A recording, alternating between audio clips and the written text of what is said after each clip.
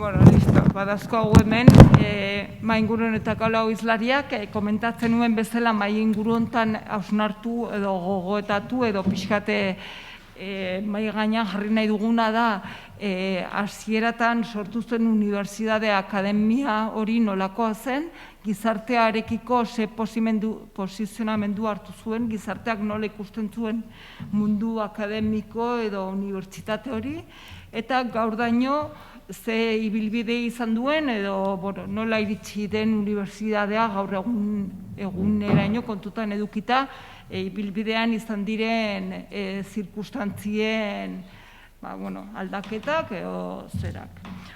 Orduan, izlariak aurkeztera pasatuko naiz, esan bezala hemen nire ondoan daukadana Jon Sarasua da. Jon Sarasua Garabide Elkarteko zuzendaritzeko kidea da, EMEUko irakasle berrikuntza sozial alorrean, informazio zientzietan, lizentziatua, EH1 eta bertsolaria ere bada. Jon Sarasuaren ondoan Sagrario Aleman daukagu. Sagrario Aleman beste gauza askoren artean Iruñako Arturo Kampion euskaltegiko sortzailea da, garai haietan euskal eskolak hasi zirenean, Iruñean bera izan da aintzindari, euskal eskolen sorreran. Iruñeko udaleko zinegotzi izan dakoa 1982-tik 1987, eta Nafarroako parlamentuko kidea 1987-tik 2080-ra, gaur egun Euskaltzaindiaren Nafarroako ordezkaria eta Jagon saileko burua. Sagrarioren ondoan daukagu Pascal Lindo. Pascal Lindo Seaskako iparraldeko ikastolen elkarteko lehendakari ohia da, eta Euskal Herriko Garapen Kontseiluko lehendakaria orain. Eta Pascalen ondoan Elisabete Garmendia, daukagu Elisabete kazetaria izan da, kazetaria da, Argia, Zeruko Argia astekariko erredaktore 1978-tik 1989-ra eta zuzendaria 1989-tik 1991-ra. Gipuzkoako diputazioan Euskara eta Kultura Saileko teknikari 1991-tik 1996-ra, ETB-ko albistegien sailean erredaktore 1996-tik 1998-ra, tartean bertatik bertarako magazineko bateragile eta zuzendari izan zen, 1995-tik 2020-ra, eta gaur egun kolaboratzailea Euskal Herria Erratian eta Berria Egunkarian.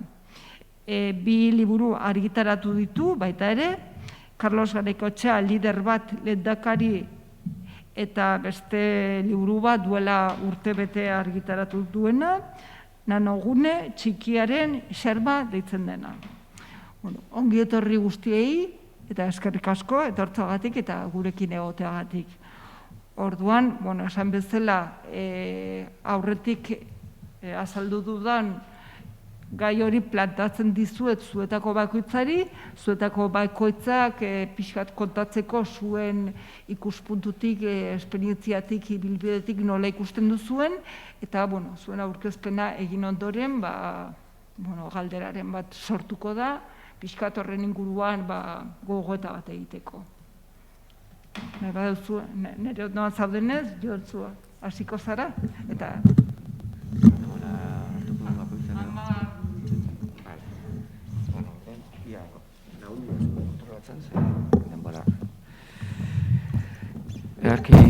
Egun hon danoi, gustu handiz egia esan, hemen UEU delako eta den gaia delako, eta gustatu den maila ere, aldamenean ditudan pertsona hauek adierazten duten lurraldetasuna bera bakarrik ere, plazer bat, partekatzea. Eta, bestetik, zorionak, beste behin, UEU-ri, nire kidea naiz xumean, eta iruditzen zait planteatu duen gaia bete-betekoa dela. Nik daukadan arazoa da, oso gertu ikutzen adola gai honek, eta hainbeste hitzaldi, hainbeste gauzeta eman izan dugu, eta gai hau ez zidaten inoiz planteatu hitz egiteko, eta atatzen bi horriko rolloa, bi orduko, eta orduan bi orduko zea, 10 minutuan esatea, orduan atatzen dira gauzarik itxusiena, ez? Ia lortzen duan, gehiegi daukat idatzita, eta, bueno, improvisatzea izango da behar da. Honena, gainera, bueno, ekaik azaldu dituen gauza batzuk ere piztu dizkia eta beste gogoeta batzuk, eta, bueno, orduan ia egiten duan labur, ez? Hola, titularrak bakarrik behar da emateko denbora ematen du, ez? Nik uste oro har, unibertsitate, akademia gainbaloratu xamarra dagoela gure gizarteetan. Baduela behar da gehiegi merezi ez duenako aura moduko bat ere. Eta, bueno, nik uste erdipurdikotik asko duela oro har gure unibertsitate sistemak, eta baina bestetik egia da herrigintzatik begiratuta plataforma interesgarri bat dela, ez da? Batetik gazteak trumilka masiboki datozelako. Gaur egun ia esan ezagu jende askorentzat derrigorrezko hezkuntzaren 3. partea da. Bueno, ezagutza sortzea eta hedatzea da bere lana. Baditu, uste dut, herrigintzatik begiratuta potentzial interesgarri batzuk, ez da. Eta ara gehiago gurean, gure herrigintza, mundu osoan da herrigintza, ez da. Gure herrigintzak baditu bi erromesaldi behintzat, ez da. Bat, euskararen komunitatearen erromesaldi erren hau, ez da. Eta hor kokatzeak, eta erromesaldi erren honen, zalantza eta batzutan inkluso larritasun existentzialean kokatzeak, eramaten gaitu gauza guzti hauek ikuspuntu jakin batetik begiratzera, ez da. Eta bestetik, gure herrigintzak baduela bigarren dimentsio bat, esan dezagun humanizazio proiektu bat, ez erabiltzeatik nietzat, ja gaur egun problematikoagoak diren, ezkerra eraldaketa erabilitu kai, baina zute eraldaketa kontzeptua ere oso problematizatu behar dugula gaur. Nola baita ez, baina hartuz baita ere hitz hori, eta oro har, ez da, eraldaketa humanizatzaile baten zeregina, ez da. Eta noit bi peregrinazio edo bi erromesaldi horietan goazelarik, izan liteke gogo eta egokia, ez ikustea gure artefakto akademiko hauek zer daukaten ekartzeko eta nola berpentsatu beharko genituzken, ez. Nei hemen bi hitz nagusi atzaizkit, bat da potentziala. Potentziala duela unibertsitate munduak herrigintzarekin lotzeko eta herrigintzan, ekarpen kualitatibo garrantzitsuak egiteko. Eta bigarrena da arrenkura, ez da. Badut nik arrenkura bat, uste dudalako potentzial hori ez dugula egikaritzen behar dugun neurrian, ez ikuspuntu makro batetik begiratuta, eta askotan letra txikiari eta mikroari begiratuta ere, aukera asko ustutik ez egiten ari zaizkigula, ez da. Potentziala zergatik, uste dut, unibertsitate mundua bere mugekin, eta nik behintzat aitortzen diodan erdipurdikotasun oso aipagarriarekin, bada hala ere, nik uste herrigintzarako plataforma logistiko egoki bat, ez? Plataforma logistikoak izaten dira, ez? Komioiak ara, bestera, nodoak gauzak mugitzeko, eta horretarako, uste dut egokia dela, ez da? Unibertsitatean, nolabait esan da, gurutzatzen direlako batetik gazteak masiboki, eta gazteak beren adin klabe batean, adin horretan pertsona askok erabakitzen dutela beren norabidea, beren autu politiko eta existentzial, egiten dituzte hor, urte garrantzitsuak izaten dira. Eta masiboki datoz gaur egun gazteak. Bestetik hor gurutzatzen dira nazioarteko sareak, gurutzatzen dira enpresen munduak, gizarte mugimenduak, bestelako gizarte eragileak, ezagutza sortzen ari diren eragileak. Hor, nik uste oso gurutzaketa interesgarriak. Barkatu. Oso gurutzaketa interesgarriak gertatzen direla unibertsitatean, akademia munduan. Eta nik hau bizipenetat konta dezaket, azken 23 urtean nabil Mondragon Unibertsitatean, hanka bat eta beste hanka bat herrigintzan edo saiatzen ateratzen unibertsitate logikatik. Eta bai, zen dut, hau ez da teoria, hau benetan, horako boragin 23 urtetan, horren boragin, gurutzaketa horren, oso magma aberats bat ezagutu dut eta ikusi dugu, egin daitezkela. Benetan, unibertsitatea ere izan litekela, inkluso herrigintzarako dispositibo berriak sortzeko gune, dispositibo formatibo, existitzen ez diren dispositibo formatiboak, baina herrigintza arima batetik sortzeko gune, herrigintzako eragileekin berdinetik berdinera jarduteko gune, sareak sortzeko gune, gauza askotarako uste dut izan daitekela. Ez naiz asko luzatuko, berehala arrenkurara pasa nahi dudalako, ez?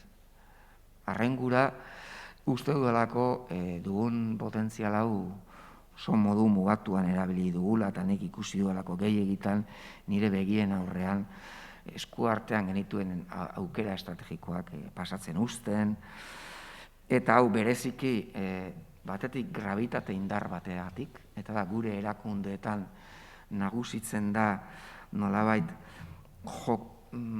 planteamendu estandarretan jokatzeko gravitate indarra. Eta uste dut herri honek, herri hau egiten ari den erromesaldi honetan, planteamendu ez estandarrak behar ditugula, eta planteamendu estandarretara jotzeko ikaragarrizko gravitate indarra dutela gure erakundeen kudeatzaileek, eta gure erakundeen kudeatzaileak azkenean bere masa sozialaren ispilu izaten dira. Eta bestetik uste oro har gaudela azken aldian, ambizio eta aspirazio maila oso jetxita, ambizio eta aspirazio politika hitzaren zentzurik zabalenean, ikaragarri jetxita gaudela. Eta pasata gaudela, zerua asaltatzeko planteamenduetatik, sor ditzakegun lurralde txikiak ere sortzeko aspirazio nahikorik, aspirazio da ambizio jarrera nahikorik ez izatera, eta hori zut esaten erabat orokortua, baina nahiko orokortua dagoela gure erakundeetan, ez da? Bueno, hortuatik, arrangura hortatik, hainbat gauza esan litezke, ez da? Nik uste oro har mundu akademikoak baduela joera bat bere baitan zilbortzeko, ez da? Bere zilborrari begira jarduteko. Uste dut askok dutela hori, eta euskalgintzan bertan ere baditu, euskalgintzako sektore bakoitzak uste duela euskalgintzaren zilborra dela, eta euskalgintza bezala beste gauza askotan, ez da? Ni uste dut mundu akademikoak bereziki, ez duela jardun autorreferentziatu bat sortzeko zera ikusten duzu problema bat munduan, ez dakit gu azken aldian gabiltzan arazo eta lan hildoetako bat da, hizkuntza gutxituen berreskurapena munduan. Zer gertatzen ari da, horretan, Asian, Afrikan, Amerikan. Ikusten duzu hor zer egin liteken, zer egiten ari den gune batzutan. Eta galdetzen duzu, zertan ari da akademia. Eta ikusten duzu, akademia ari da bere gauzak egiten. Baina oso gutxi aportatzen zergatik. Akademiaren logikari interesatzen zaizkio kongresuak, hitzaldiak, puntuak, kurrikulumak izentzea,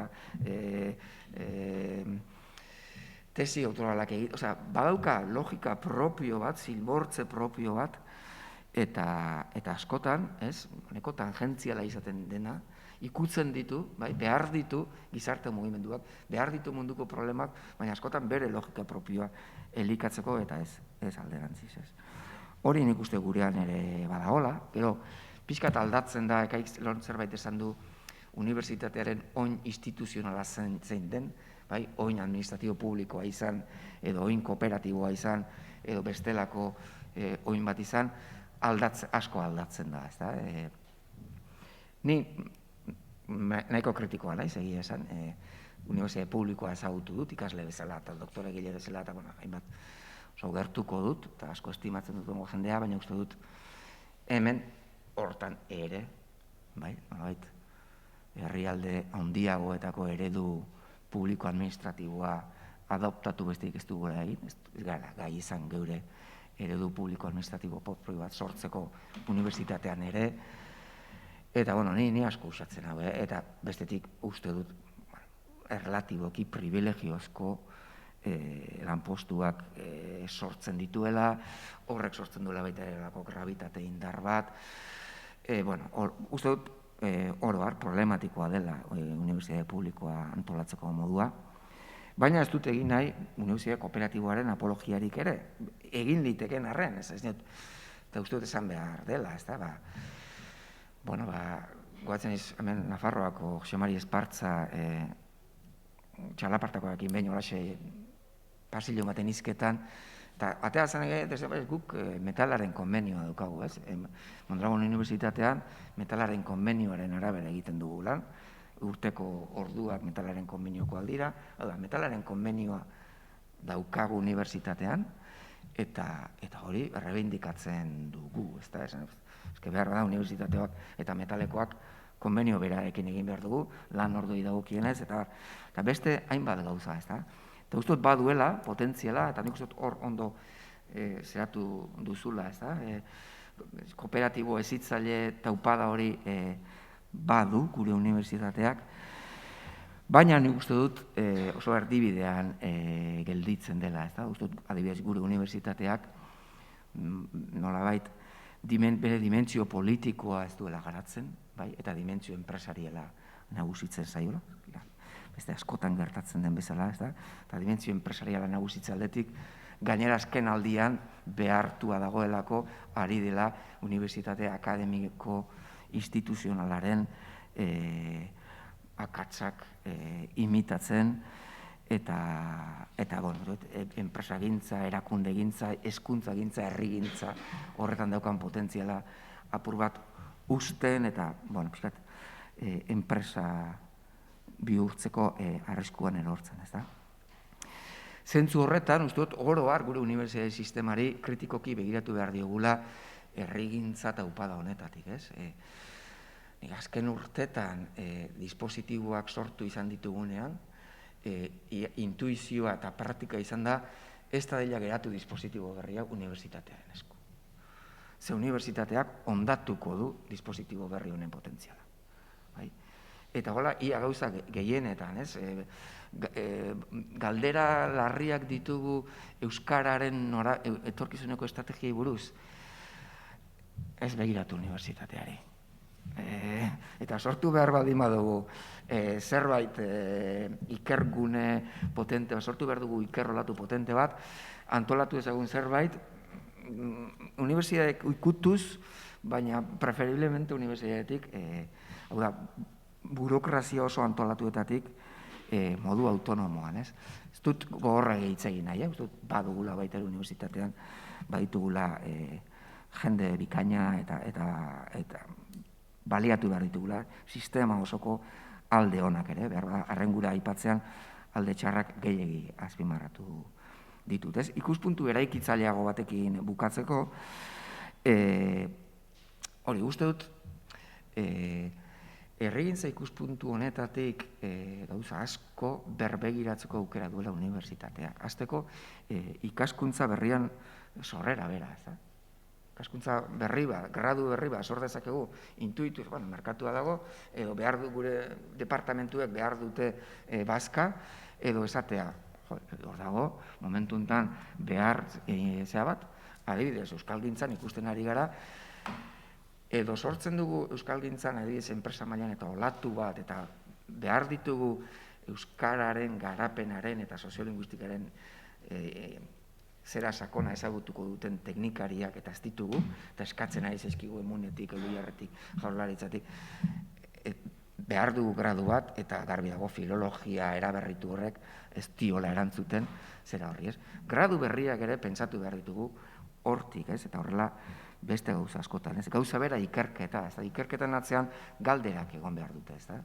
Baina askotan galderak egiten ditu departamentu batean kokatu berri den doktoreando berri horrek, bere zuzendariaren logika akademikotik, eta nik uste galderak, herrigintzako galdera bentsat, giza zientzietako galdera asko edo gehienak, herrigintzako guneetatik, herrigintzako guneetan galderen bila joan behar dugula, eta askoz txertatuako goen behar dugula, horretan, ez? Eta zentzu hortan ikerketa politika bat behar dugula, herrigintzan oinarritua, ez? Eta seguru asko hori dela gure ziklo autonomiko hauetan, ziklo autonomiko honetan, ziklo autonomiko bikoitz honetan, eta iparaldeko egoeraz ez dakitain beste, izan dugun, zerbait badakigu iparaldekoaz ere, utsuneetako bat, ez? Herri moduan ez dugu ikerketa lehentasun batzuk adosteko, finantziatzeko, bultzatzeko, inolako antolamendu seriorik izan, ez? Eta uste dugula hor lana, eta gauza txikiagoetarako, ez da? Atzo bertan, MB master bukaerako lan baten aurkezpena izan genuen, eta bukatzen dut ezpan. Uste dut master bukaerako lan baten ezin dutela egon irakaslea, bi irakasle tribunalean eta ikaslea bat. Master bukaerako lan bat gizarteari egite zion ekarpen bada, ez da? Eta agora txiki bat izan behar du, MBL bakoitzak, eta alba da GBL bakoitzak ere baira. Nik uste dut mentalitate hori etengabe zatu behar dugula, eta ez dut denbora gehiago aukerik, bakarrik esan nahi nuen EUK hipotesia, Euskal Unibertsitate Kooperatiboaren hipotesia. Uste dut momentu enten, ekaik izan duen moduan, ematen du ez direla garaiak, baina uste dut lantzen jarraitu beharko genukela. Aurreko hamarkadan izan genuela gertu xamar, aukera izan genuela. Etzen sortu eta gure MUk ere beste alde batera biratu du, baina uste dut jarraitu behar dugula EUK hipotesi, Euskara Unibertsitate Kooperatibo baten hipotesia lantzen.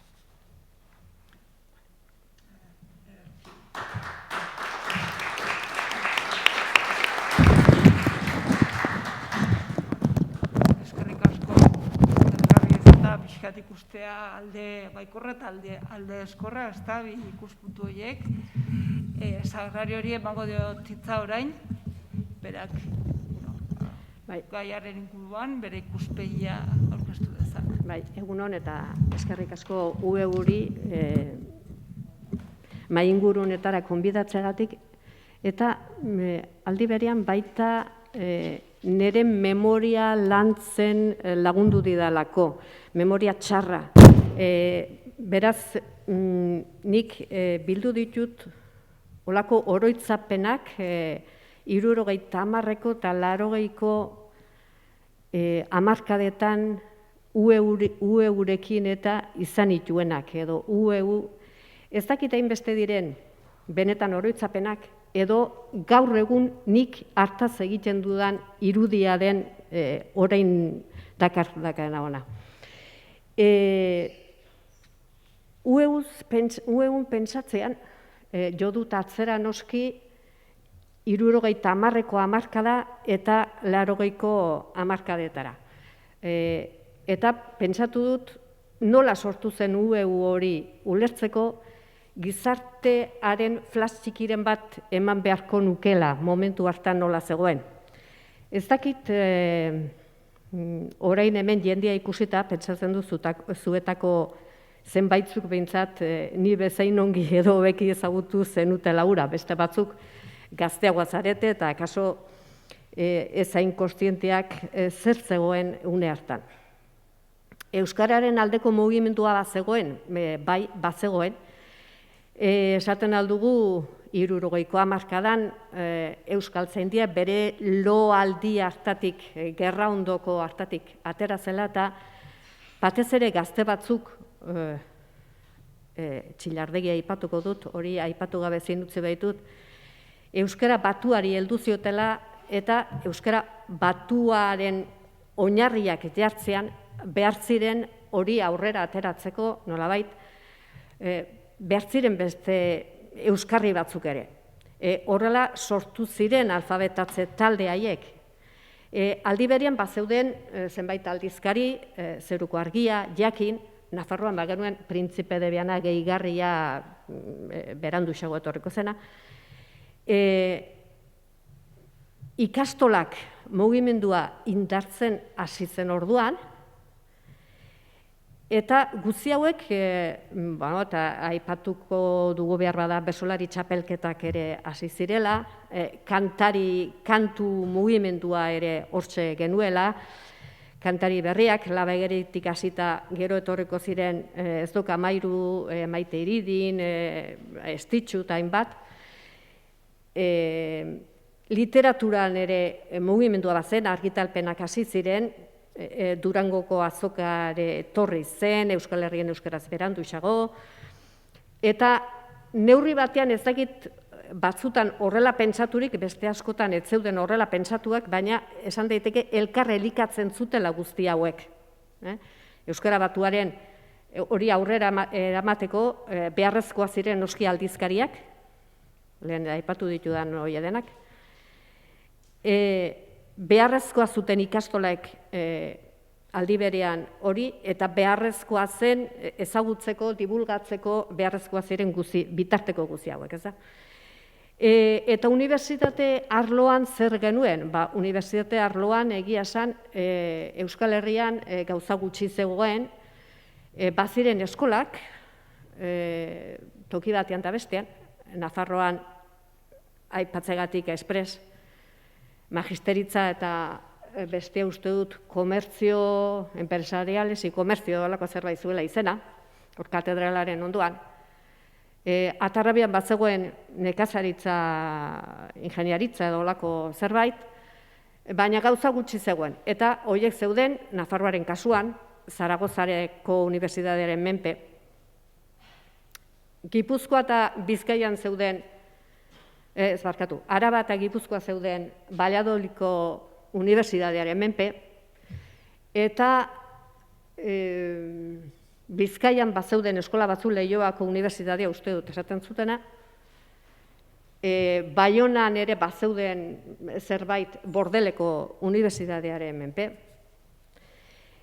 Beraz, ez zegoen gauza hundirik, bazeuden bi unibertsitate izena zutenak, Deustokoa eta Opuskoa hemen Iruñan. Opuskoa eztabaida izaten zen, uste dut bai Elisabet eta bai ni ere handi pasatua garela. Egia esan, unibertsitate nik esan nuke oso hertsia zera, hierarkikoa zela, ez dakit, detaile bakar batzuk aipatzegatik orduan eztabaida handia zen, Nafarrokoak ez zutela unibertsitaterik azken batean kanpoko ikasle asko hartzen bai zituen Nafarrokoa deitzen zen unibertsitate horrek. Era berean gogoratzen dut orduan kritika egitea unibertsitatean, badibidez, Opusko Unibertsitate hortean, Praka Bakeroekin joatea. Eta ogitartekoa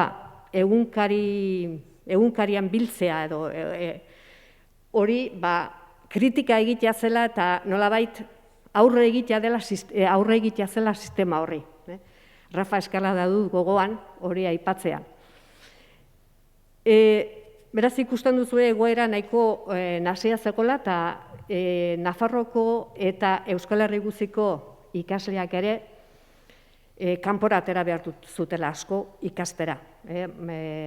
Valladolid eta Zaragoza aipatu ditut, edo Bordele, baina atera behartzen aldi berean, ez dakit, Madrila eta Bartzelonara asko joaten ziren. Bartzelonan aipatzen da hasi zirela ja batzuk katalanez ematen eskolak, irakasle batzuk, baina hori irakasleen esku zegoen eta gainera hemendik joaten zen jendeak ere ez zuen arazoa handirik, katalana ulertzeko ez baita hain zaila. Baina hemen problema handiagoa genituen horretarako zaila zen, batetik ikasleek ulertuko ez zutelako eta bestetik borondaterik ez zegoelako zeuden unibertsitateetan ere euskaraz deus egiteko. Beraz, kanpoan geunden ikasleak, kanpoan ibili bainitzen gero, elkartasun bat edo behar genuen, eta sortu zen Ekias izeneko zerbait, holaxe goxo-goxo hiltzen hau arkabea. Baina Euskal Herritik kanpoko ikasle abertzale sozialistak orduan, abertzale eta sozialista jartzen zen normalian beti, hoie biltzen zituena. Baina ikusten zen behar bat, Euskal Herrian unibertsitatea izateko eta Euskal Herrira ekartzeko jendia eta Euskal Herrian ikasteko. Aldi berean mobilizazio handia zegoen, ikastolak herritarrengandik edo sortu ziren, mobilizazio handia zegoen lan munduan, langileak asko ateratzen ziren kanpora, eta bestetik gizartea oso gaztea zen, gazte asko zegoen. Orduan, hori zen giroa, haizealdia ere oraingotik diferentea zen, zineak eta mendiak eta ostatuek betetzen zuten gure haizealdi hori neurri handi batean. Autorik ez zegoen, gutxia, zeuden noski, baina ez orain hainbat bakoitza unibertsitatera bere autoan joateko. Informatika orduntxe hasten ginen zerbait entzuten, eta sare sozialik noski ez zegoen. Beraz, pegatina eta kartel garai horretan harreman zuzenak garrantzia handia zuten. Bueno, hor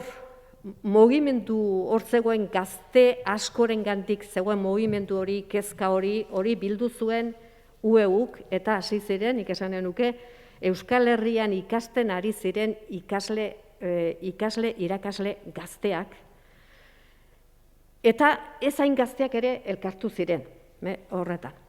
Baina gero aipatzen zen momentu batean lehenengo UEUko lehenengo haietara agertu zen jendea 40 urtetik berakoa zela. Hau da, nola baita esan ez, non daude adin gehiagokoak.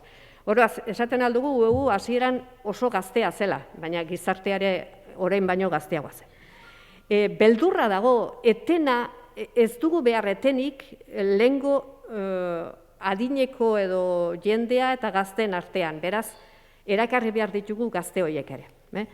Orduan hori ere importantea izan zen. Eta bestetik, planteamendua izan zen barnetegi moduan. Hau da, jendea elkartzen zen, beraz, harremanak zuzenak ziren, jendea elkartzen zen, eta forua etzen eskola bakarrik edo klasea. Hortik kanpo, oroituko gara, segurazkioan ibili ginenak, ze tartea genituen eztabaidarako, iritzi aldaketarako, batzutan gogorrak ere izan ziren. Ni gogoan dut ustaritzen, egiten planteamentua baizen hemen dut, uste dut, 78ko hau Iruñekoa da, baina nola zegoen egituratua. Goizetan genituen, oker ezpanago, eskolak, nola baita esan, eskolak, egia esan, hasiera hartan izen handiko eta ospe handiko zenbait jende ezagutzeko aukera izan genuen.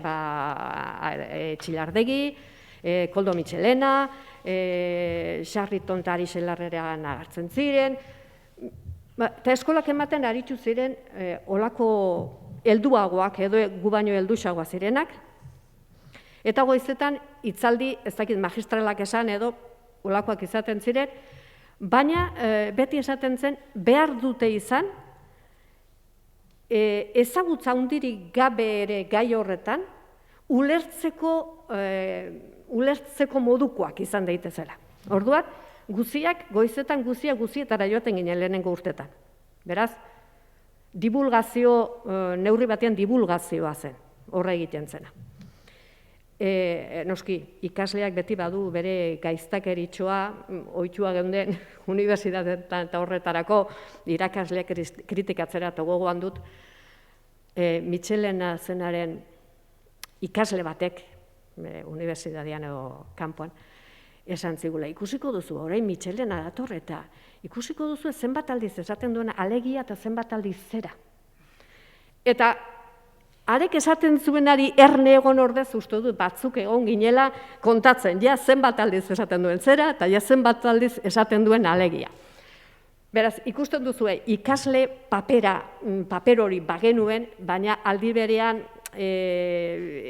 eduki hori guzia jasotzen genuen, eta etzen zientzietako ez dakiz arlotara, eta filosofiakoak ez denak entzuten genuen hori. Gero, arratsaldean, eraketa horretan, arratsaldean mintegiak egiten ziren, eta mintegi horietan bai, nolabait, gehiago sakontzen zen gaian. Baina ni gogoan dut, ni zientzietakoan sartzen ditzen, eta zientzietakoan bereziki terminologiaren inguruan aritzen ginela. Hau da, orduan, pentsatu behar dugu, hizkuntza aldetik, jaia gutxi zegoela. Gerra aurretik zerbait izan zen, baziren liburu batzuk, fisia, kimika, ez dakit, baina gauza gutxi zegoen beraz, kasik esan daiteke berritatik hasi bertzela. Eta begira, ni paperak eta gauza gordetzekoa naiz, papera botatzea izugarri kostatzen zait, eta aurkitu ditut, orduan, zientzietako mintegi horietan aipatzen genituen zenbait gauza, eta aurkitu dut, kobre osidoa, kuproso osidoa, kuprikoa, ferriko osidoa, eta olako formulak, kimikoak eta ondoan izena nola behar genuen esan euskeraz. Aldi berean, biologiako edo klasetan, eta aurkitu ditut. Nervio sistema, uste dut, oraintxe berdin esaten dutela. Liseria aparatua, orduan hitz egokia hori ikusiko genuen, baina gaur egun digestio aparatua esaten dugu. Eta gero beste bat, eta esaten nuen ikustean, hau zede montre, leku aldatze aparatua, eta zer hau? Lokomozio aparatua. Ikusten duzue, aritzen ginen, sortzen ari ginen neurri batean, eta hor, naiz eta oso, ezak nola esan, batzuk aurreratua zeuden, landua zuten, ara joan aurretik Franco, baina hala ere guziek parte hartzen genuen. Orduan, irakasle bere hizkuntza hori, esanen genuke, askoz ere txikiagoa zela. Mintegian, teorian esaten dute, batzuk gehiago zekiten, baina hala ere, denak berdintasunean bezala aritzen ginen. Hori zen, eskema, aipatzen zen aldi berean, garai hortan eztabaidatzen baizen ikuste dut, UEU egiten zen aldiro eztabaidatzen zela nolako unibertsitatea behar dugu, eta hor, gogoan dut, esaten zela, goizetako hitzaldi horiek oso jende jakintsua eta ekartzen badugu, arriskua izaten alda hor, ikasleak entzuleu hutsak izateko, eta ez ditugu nahi hainbeste entzule baizik eta partaide, ez? Orduan, alde hortatik ikustuzu kezkak bazirela, orekak bilatzea zaila zela, baina saiatzen ginen. Gero, ez dakit norbatek galdeatu zidan, genero aldetik zer? Bueno, nik esan behar du, zientzia arloan behintzat oso, ez dakit denboraz bukatzen nahi netzu? Genero aldetik, zientzietan behintzat emakume gutxi ginela, ni bileraren batean gogoan dut bat edo bi bakarri ginela, eta gizonezkoak izanen ziren 10 bat edo horrela, talde horietan. Eta zer asmo, lehen esan dugu euskalduna, hor barrutiaren aldeko aldarria egiten genuen, lehen aipatu dut, ekiaz eta nola sortu genuen, barruti bakarra edo distrito bakarra behartzela, ez dugu hori erdietzi, nik esanen nuke orduan mugak, bagenitula muga fisikoak, ez dakit, gaur egun ipar Euskal Herria deitzen dugun eta ego Euskal Herria deitzen dugun horren artean. Ni lehenengo aldien joan nitzenean pasaporterik gabe pasatu nitzen zubi batetik, guarda zibilek ez diren ohartzen eta bar. Gero kontrolak noski bagenituen iparraldean berean, baino UEU joan zenaren ikustu dut erraztasun handiagoa zegoelako orduan olako zerbait egiteko ipar Euskal Herrian, ego Euskal Herrian aldean, nolabait hori guretzatzen askatasun gune bat. Gero alderantziz izan zen, Iruñera etorri ginen, edo etorri zen UEU, nik uste dut bilatzen zuelako, Iruñan zegoen batetik ikasle gutxi joan zen, batez ere Bizkaia eta Gipuzkoakoak ziren ikasleak Lapurdin, eta nik uste dut Nafarroara etorri zela, Nafarroko ikaslea eta Nafarroko gizarteare pixkat mugitzeko euskararen inguruan. Eta benetan, hemen izaten zen lehorte horretan, uztailean jenderik etzen, etzegoen aktibidaderik, erdi hilik zegoen, ikuste dut, UEU nabaritu egiten zela orduan, funtzio hori ere betezun unibertsitateak, UEUk. Euskaldunago egin zuen, nik gogoan dut lehen aipatu du Inesek zinegotzi izan itzela, eta UEU Iruñeko udalera joaten zen, harrera egiten zitzaion, eta han euskeraz, ekitaldi ofizial bat, euskeraz, gutxitan egiten zen, eta horre egiten zen bat. Orduan, guzi horretarako nik uste dut, euskara agerian jartzeko balio izatzuela. Unibertsitatea zituen balio ez gain. Eta lehen esan dut, muga bagenituela, pasaportea behar genuela alde batetik bestera pasatzeko, baina beldur naiz, oraingo perspektibati begiratuta, orain muga horiek ez zote diren handiagoak, nahiz eta pasaporterik beharrez, buruan, nik uste dut, administrazio zatiketa horrek egin duela oso gogorra dela. Eta UEUk balio izan zigun, eta orain ja toki gehiagotan egiten da, ez dakit, baina balio izan zigun batera ezagutzeko jende asko behar bada lehenengo aldiz joan zen Ipar Euskal Herrira hegoaldetik, eta alderantziz ere bai, gero Iruñara ekarri zenean.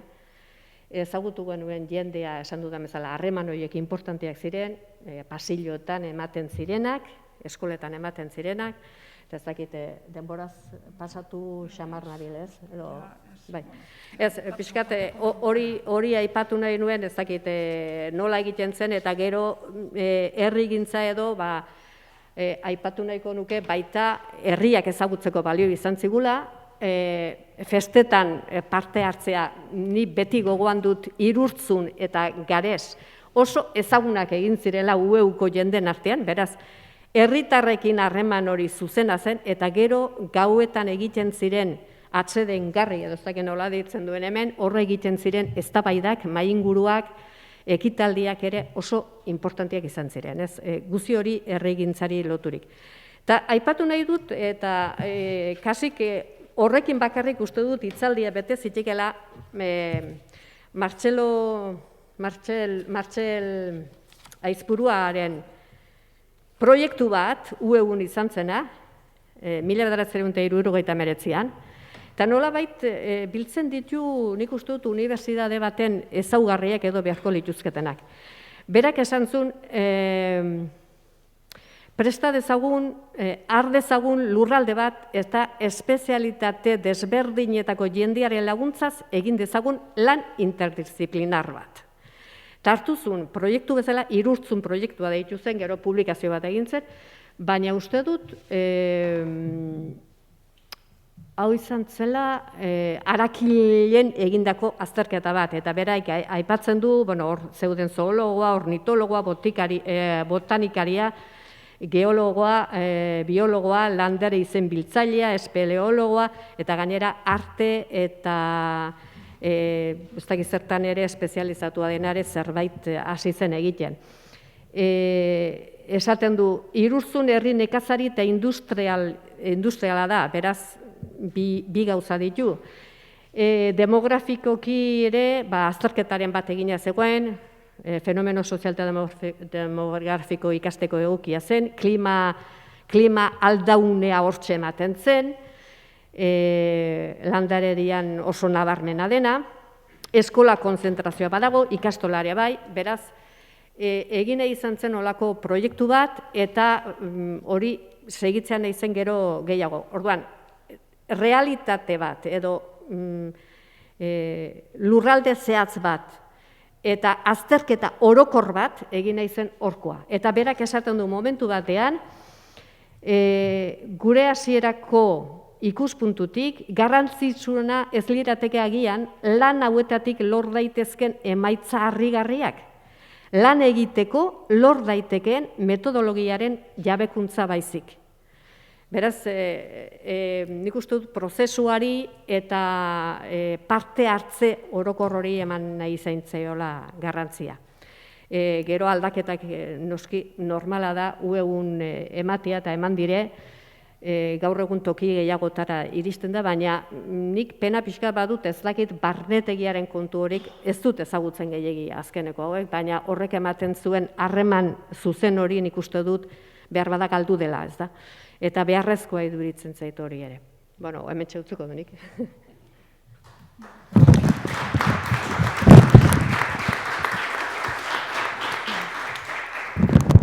Eskerrik asko, Saberio. Paskali pasatuko diogu. Bai, egun ondenei, mila esker gomitagatik. Ostion Inesek aurkeztu nau, Garapen Kontseiluko lehendakari bezala eta Saskako lehendakari ohia bezala. 11 urte pasatu ditut bai Saskan, Saska aurkezterik ez da, iparraldeko ikastolen elkartea da. Garapen Kontseilua aldiz hemen neork ez daki zer den, eta hor daukagu itzulpinaren magia, frantsesez deitzen da Conseil de Développement du Pays Basque, baina euskaraz itzuli dugu Ipar Euskal Herriko Garapen Kontseilua, eta hori erraiteko, klaro ez girela, Euskal Herri osoko Garapen Kontseilua, baizik eta Ipar Euskal Herrikoa. Elkarte bat da, Garapen Kontseilua, eta da gizarte zibilaren estruktura handiena iparraldean, 400 kide batzen dituenak, eta iparraldeko egitura gehienak batzen dituenak ere, sindikatuak, ospitalea, kamara komerzio, denak hor dira, eta behaz gizarte zibilaren bai mintegi bat erranezake, baina baita ere badu paper ofizial bat, nola da Garapen Kontseilu ofizial bat, frantses legearen araberaz, iparraldeko hirigunearentzat. Beraz, hiriguneak egiten dituen politika guziak aztertzen ditugu, bai aintzinetik eta bai gero, eta gizarte zibilaren nunbait erronkak eta baita ere proiektu edo nik dakita zer, eramaiten ditugu bide horretatik. Baina hori izan aintzin, bestek hautatu ninduten horretaik aparte, bestela musikaria naiz. Musikaria da. Eta baita ere suziritzailea erraiten du nik, su artifizialak egiten baititut ofizioz, teknikari gisa. Beaz, bilan karbono txarra dut, argi erraiteko. Eta zertarako pertsonala edo intimotik pasatu nahi izan dut, uste dut hortaik abiatzen delako herrigintza. Herrigintza gauza intimoa da lehenik. Ez dezagun uste bestek hautatutako herrigintza bat nahi dugula bakoitzak. Herrigintza gauza intimoa da. Mainan, eta hor zinez eskartu behar zaitut ekai, herrigintzak pluralean emaiteagatik, nola argita garbi, aipatu zu bidasoa pasatu zen jaia barku batean, baina bidasoa badakigu zabala dela. Eta herrigintzak pluralean ez argi behar dira, herriak baititugu maluruzki gure herrian oraindik. Bidasoa zabala da, bi estatu ditugu, hiru administrazio ezberdin, eta azken finean aniztasun horrek ez du gure herrigintzak ez ditu gure herrigintzak erresten.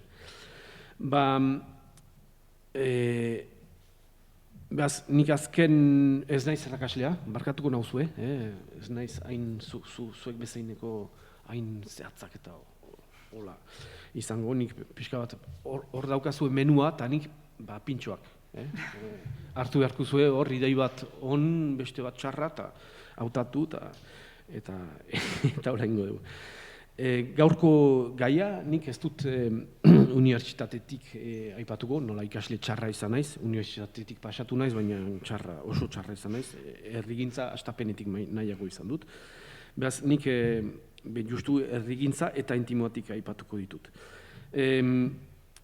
Herrigintza, proiektua, erraiten nuen bezala, gauza pertsonala uste dut dela, azken finean herrigintza da apostu pertsonalen gehiketa bat. Eta gehiketa hori egiten balin badugu eta aski balin magira, proiektu amankomun bat hasten izaiten da.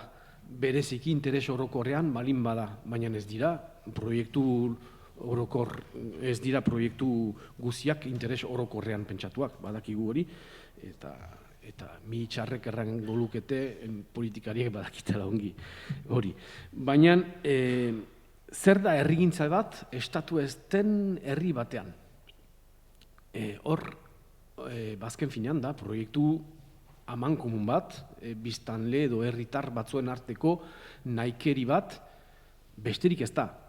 Baina, eta hor, Seaskaren ikuspuntutik begiratzen banin badut, harrigarria da. Seaska sortu zen dela 50 urte, eta hor, dela aste bat, Konsei Konstituzionel delako Frantziako egitura handienak izendatu du Seaska paper ofizial batean. Erraiteko, bai, Seaskak eta Diwan eta bestek segitzen alzutela, naiz eta antikonstituzionalak izan. Hau da harrigarria, baita herrigintzaren instituzionalizatze gehiagorik ezin da izan. Hor, instituzionalizatu gaituzte, nahi gabean gainera, baina bapatean. Baita ez ginen kasik existitzen, jakin behar da tokiko hizkuntzak, han erraiteutek lang regional, tokiko hizkuntzak edo tokiko hizkuntzei lehen legea 1954 haustut dela, eta geroztik ondoko debateak hasik 2008an izan zen. Baita, pasatu dira pila bat urte, 50 goiti, kasik aipatu gabe ere hizkuntzak. Eta 2008tik bapatean izan da maiatzan lehen debatea, eta pum, sartzen da konstituzioan, nork ez daki nola, Sarkozy zelarik lehendakari, sartzen da hizkuntza hola, konstituzioan urrun, 74. artikuluan, baina sartu da. Eta hala ere hori ez da aski, egiazko herria izan gaiten estatu frantses handi hortan, nola gure hizkuntza ere ez da ezaguna gure herrian. Zertarako aipatzen dut hori, azken finean herrigintzak duen, eta uste dut hori dela politena, nik uste, da herrigintzaren funtzionamendua. Talde bat osatzen da, azken finean helburu batekin, oso zaila da, bizarrarekin, maska, nola, bizarrak aldi oro tiratzen du maska eta kentzen da. Eta, behaz, herrigintzean nola funtzionatzen da, talde bat egiten da, talde bat osatzen da, helburu batekin, eta pitaka, helburu hori partekatua balin bada, talde hori osatzen doaz, eta herrigintza mugimendu bat bilakatzen da. Lehengotz aipatu duzu euskalgintzan ere batzutan konkurenteak bezala ikusten ginela elgarrekin, baina azken finean hori da, herrigintzak baditu bi balore handi, bata da batzen algirela edo ez, baina hau da hizkuntza baten funtzioa ere, elkarru lertzea edo ez. Eta hori izbarin badugu hartzen den bezala, zonbat aldiz, erabili izan dugu euskara beste ulerrez dezaten, ez? Ez bakarrik gure artean komunikatzeko. Eta batzutan gure artean komunikatzen dugu euskaraz eta ez gira ulertzen ere, ez? Hor, hau da, hizkuntzaren magia eta komunikazioaren magia. Dena den, herrigintzak duen gauza enetako politena da, denbora hartzen balin badu mugimendu horrek, normalean, idealean emanen ditu kursor guziak. Dena izan den da atope eta ideal eder batea. Eta UEU-ren lehen paperak eta irakurri izan ditut, eta egia da unibertsitate ideala, Euskal Unibertsitate ideala hor dela. Ez du balio beste proiekturik egitea, hor dago idatzia aspalditik. Eta herrigintzak duen gaitasuna hori da. Da superlatibo guziak emaiten aldira, baina dira gizarte idealak askotan herrigintzatik ateratzen direnak. Zertarako, bi arazongatik. Bata, proiektua sortzen delarik, ez da pentsatzen egun batez ofizializatuko den edo olako zerbait nola erran bilakatuko den. Ez, hastapenean pentsatzen da bakarrik nahi dena, nahi duguna elkarrekin eta ez ahal duguna, nahi duguna. Eta horrek emaiten du askatasun kreatibo ikaragarri bat. Eta uste dut, hor ez dugula aski neurtzen, gero instituzionalizatzeak duen ideal horren apaltzeko gaitasuna. Eta herrigintzak duen erronka bakarra sortu den mugimendu batetik eta ideal hortara joaiteko, da instituzionalizatzearen bidean bere iparra ez galtzea. Eta horren saiatu izan naiz ni 11 urtez sehaskan, nola atxiki militante egitura bat, eta bestalde lan eta papel ofizial bat betetzen duelarik, hezkuntza ofiziala, frantsesa, gainera, programak eta ditugu guk aplikatzen Parisen egiten direnak, baina euskaraz. Eta hor badira jadanik nunbait herrigintza mugimendu orokor baten hausteko baseak. Bigarren gauza, da iparraldean nahi balin badugu euskaldundu, eta hau da sehaskaren lehen ardatza, ez dugu eginen euskaldunen artean, minoritate haundi batean gira, 300.000 biztanletik 300.000 euskaldun gira, behaz, goiten balin magira gure artean, badakigun horagoa zen, ez? Behaz, euskaldundu behar dira, euskaldun ez direnak, eta hor, klaro, euskalduntzen hasten balin bagira euskaldun ez direnak, herrigintzaren kultura ez duten hainbat herritarrekin egin beharko dugu. Eta hor, hastapeneko herrigintzaren erronka horren atxikitzea da berriz ere erronka nagusia. Orduan, eta uste dut hori dela, nire saiatuko nez 10 minuta bakarrik egitea. Paun, Janko, 2 minuta ditut bainik. Eta uste dut azken finean, herrigintzaren erronka, Euskal Herrian eraman izan ditugun, estatu ez baigira, eraman izan ditugun proiektu amankomun gehienak espiritu horretatik abiatzen direla. Militantziatik bat eta herria ikuspundu bezala. Errabaita militantzia da nola eta herria da zer. Eta bien artean 1000 bide egin dira. Nik gaur egun uste dut 1000 bide horiek eta hainitzetan errandu da bezala kompetentzian izan dira. 1000 bide horiek behar izan ditugula eta 1500 izan bagenitu urrunago izan eginen gaur egun. Erran baita badira hor bi gauza, 3 ere. Bata da txiste bat bezala askotan aipatzen dut, Europan zehar ibiltzen bainez musikan eta nahi dute euskalduna zergiren ezagutu berehala, behaz hizkuntza eta aipatzen dira berehala. Baina nik uste dut, azkenean karakterioa ere badugula. Erran euskaldun bati ezin dela egin eta egingo duela. Edo egiten saiatzen bederen hasiko da. Eta gero badut bigarren txistea eta biharnesak aldiz, nahi bari maduzu egin dezaten zerbait erran behar zaie euskaldunek egin dutela. Baina eta azken finean guretako ispiritu hori, kompetentziaren ispiritu hori, harri batez harri plaza batean, aurra etorriko da eta saiatuko da altxatzen. Hau da, normalean. Ez hemen bakarrik, denetan. Baina hemen egiten balin bada, bi ezarriko dira, ea nork gehien altxatzen duen, edo, hori da.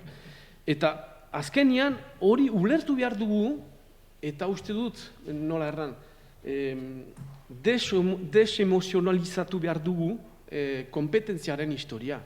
Bideo hartu duzu, begira, bideo hortatik ere joan daiteke, ezin gira elgarrikin joan, gainean harrapatuko gara, edo han harrapatuko gara. Eta azken finean, uste dut, eta espiritu horrekin lan egin izan balin badugu iparraldean askotan, eta Garapen Kontseilura etorriko nahi zuain, baina Euskararen erakaskuntzarena erakusten aldu gure iparraldean. Gaur egun, murgiltze eredua iparraldean badakigu, bagenekien, eta egin balin badugu manifarraldoi bat hor dela gutxi Baionan, bagenekien ikastolak ez zirela arriskuan, naiz eta antikonstituzionalak izan. Sistema hola da. Badakigu, astapenetik, bada 52 urte bai, hasi dela sehaska, eta badakigu, ez dela legala, Frantzia. Baina badakigu, segituko duela, gero eta gehiago ikasle izaiten. Badakigu, hola da. Nehor ez baita ausartuko, sistema hori hausten, ez dira aski indartsu. Gu ez gira deus, baina nahiek ez dira aski indartsu. Hori lehen batik. Baina, lortu duguna iparraldean da, gaur egun, ikastolako gehiengo handi bat, presda manifa batetara joaitea, murgiltze eredua, publikoan ere egin dezaten. Zertarako? Gure egiazko eredua, gure egiazko helburua baita iparraldea berre euskalduntzea. Ez sehaskatzea. Eta hori, ulertu beharko dugu, azken finean, nola eta zer horren artean, ulertu beharko dugu, estrategiak ez duela behin ere pausoa hartu behar helburuari. Estrategiak izaiten aldira milaka, hemen badira emazte eta gizon, gazte eta zar, gazte guzi, eta bagira oso ezberdinak, bakotxak bere intimitatearekin, eta bakotxak arrazoin du, hartuko duen bidean. Ez baldin badugu hori onartzen definitiboki, ez dugu gizarte egingo, ez dugu jendarte egingo. Eta hortarako nuen erraitan azken finean, gizartea da individua hainitzen gehiketa bat, eta Euskal Herriarrena oino gehiago. Nola guk helburu dugu proiektua. Uste dut, hala ere pasatu girela zerbait ezezkorretik salbatu behar dugula hizkuntza, salbatu behar dugula kultura, eta nik ikusten dut nire semeak adibidez biak ikastoletik pasatu biztan dena, eta bat euskaldun peto-petoa bestea ja frantzestua, baina bakoitzak duen euskal eskema buruan konplejurik gabekoa da. Ez dira gu bezain bat kultur bi horietan, espresi gaiten dut sentsu horretan, bi kulturalak dira ondorio batengatik, ez autu batengatik. Batek egindu autua pixka bat frantses kulturari lotzea gehiago, eta besteak euskal kulturari lotzea gehiago.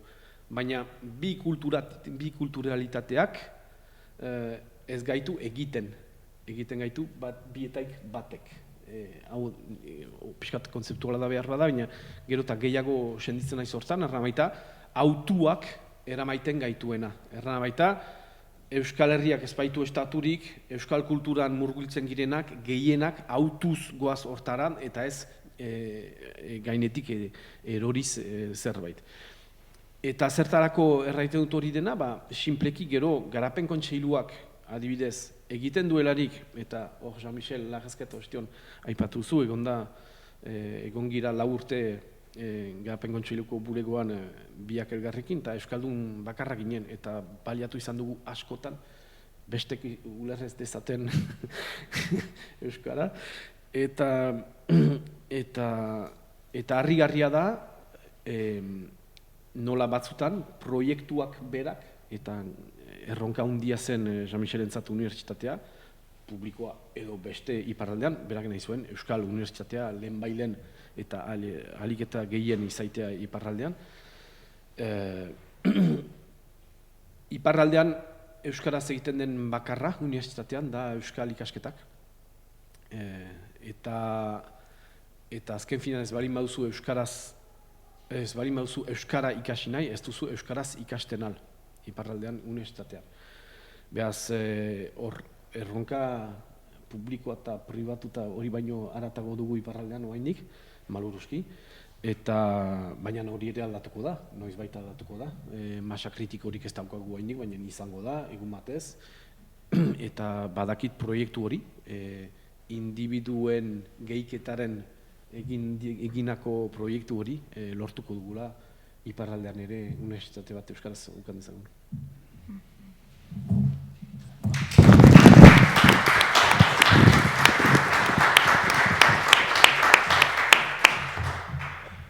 Bueno, ja, ondo entzuten da, zen nahiko arazi izaten dut, en fin, nire hotzakin, bai,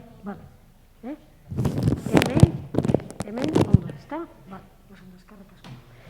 Bueno, zuetariko batzuk gogon izango duzue UEUren sorrera hartan, lehenengo grafistan ikuste dut, izan zala, Antion Olariaga, ez da?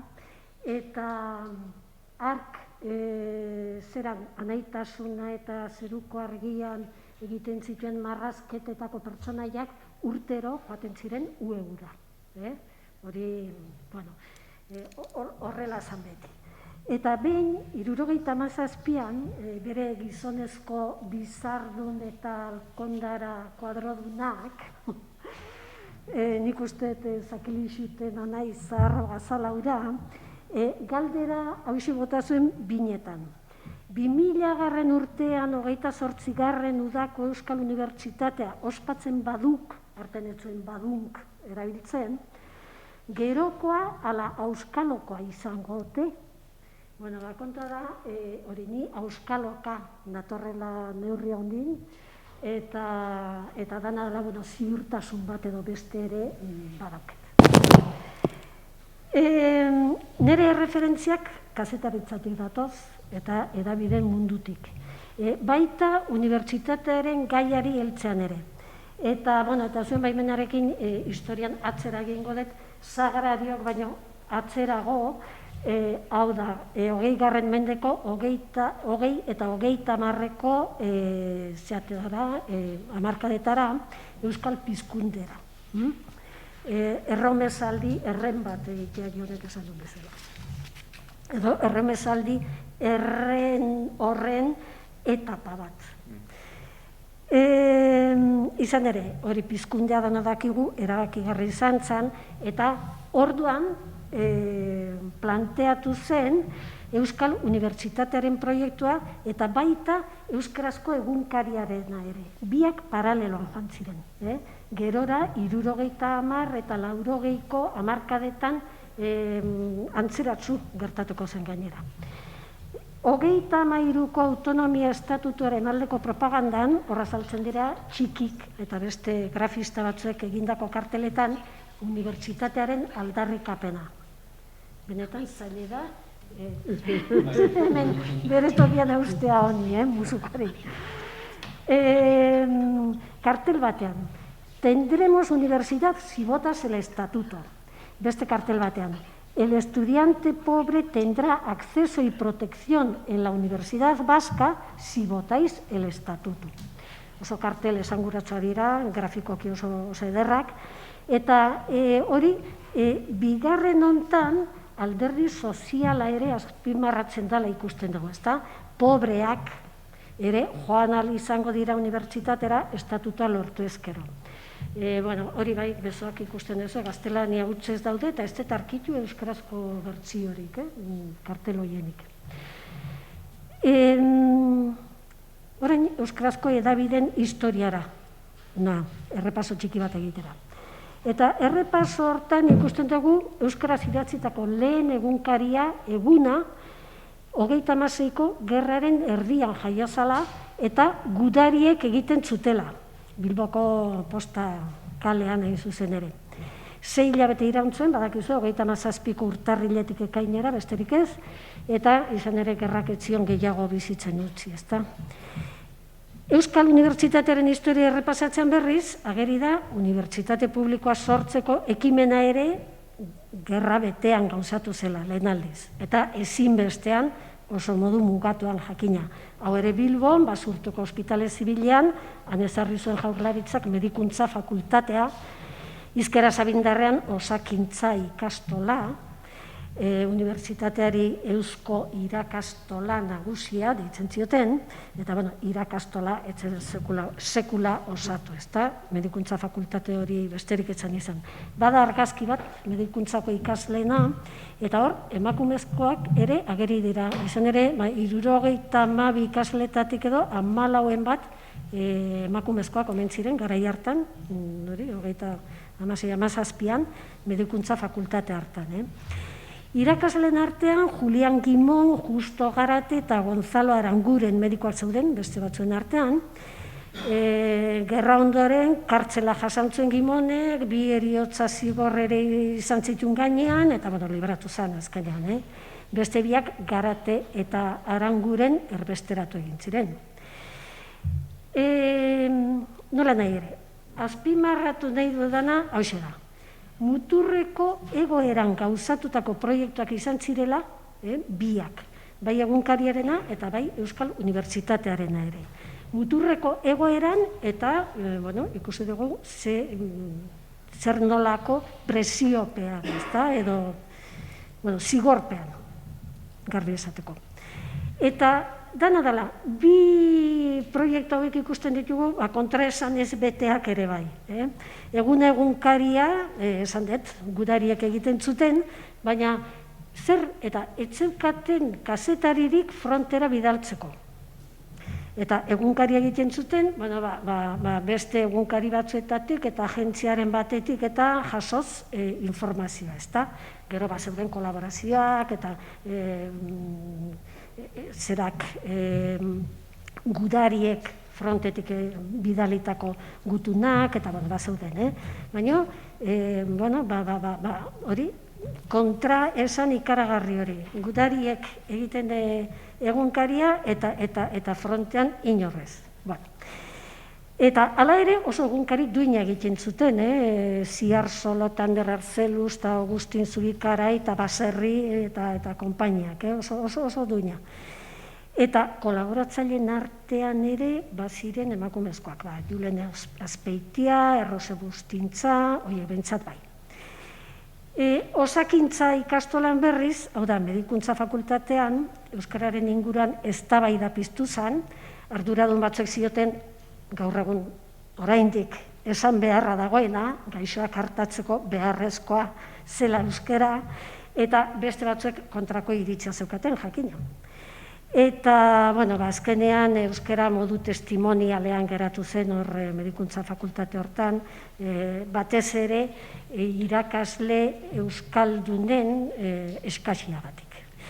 Gauzak horrela, unibertsitatearen eta egunkariaren sorrerak nahi eta ezinaren adibide oso grafikoak gertatzen dira, ezta, bakoitza bere aldetik. Eta kontua da, gerora ere errepikatuko zirela nahi eta ezinak. 70ko hamarkadan, Udako Euskal Unibertsitatea iparraldean kokatu zen sorreran, aipatu Sagrariok, hori Frantziako estatuan han posible zen, eta aldi berean esan beharra dago baita ere iparraldeko zenbait eragilek izan zutelako ekimena, ez bakarrik Frankori iesi, Frankoren diktadurari iesi. Eta euskarazko bigarren egunkaria berriz, dakigu Euskaldunen egunkariak nola bukatu zuen, ezta? Guardia Zibilek baituta eta epailek birrinduta 2003an. Hauxe da, esateko nukana. Honen bestez, ez nuke nahi inor biktimismora eramatea, besteak beste hori uste dudalako biktimismoa eraginkortasunaren kontrakoa dela, erabat, baina dana dela, nik uste dut, hori, ezin degula ahaztu nundik gatozen, eta zertatik gatozen, eta bi arlo hauek bakarrik aipatu ditut, unibertsitatea eta edabideak, baina, hori hor dago.